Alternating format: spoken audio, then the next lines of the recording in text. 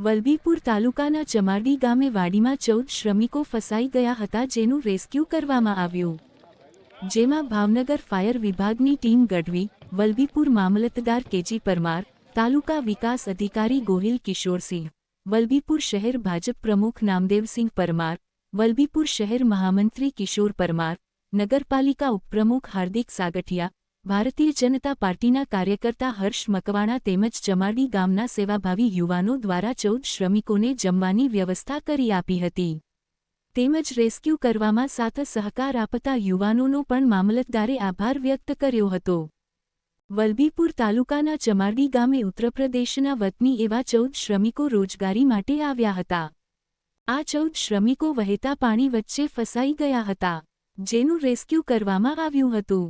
જીવ બચતા શ્રમિકોએ તમામ અધિકારીઓ, પદાધિકારીઓ અને યુવા કાર્યકર્તાઓનો ગદગદ સ્વરે આભાર વ્યક્ત કર્યો હતો।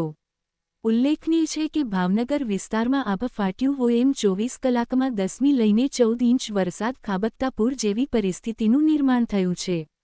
સૌરાષ્ટ્રનો સૌથી મોટો એવો શેત્રુંજય ડેમ પણ ઓવરફ્લો થતાં તેના 20 દરવાજા 1 ફૂટ સુધી ખોલવામાં આવ્યા છે, જ્યાંથી નિયંત્રિત પાણીનો જથ્થો વહાવવામાં આવી રહ્યો છે અને હેઠવાસના ગામોને એલર્ટ કરવામાં આવ્યા છે। સાહેબ, આપનું નામ? સબ fire officer Sukhdev Gadhvi, Bhavnagar municipal corporation. સાહેબ, બનાવ શું બન્યો હતો?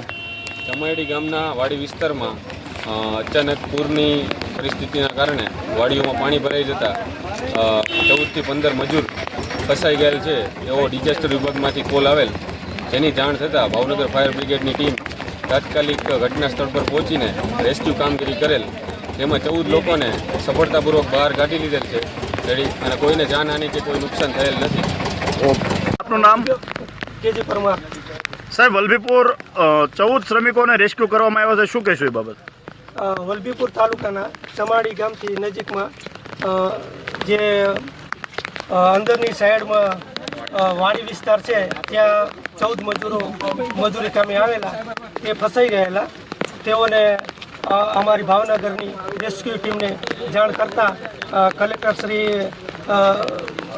ભાવનગર દ્વારા તેઓને મોકલી આપતા તેઓએ સફળતાપૂર્વક તેઓને બચાવી લેવામાં આવેલ છે અને તેઓ સહી સલામત છે।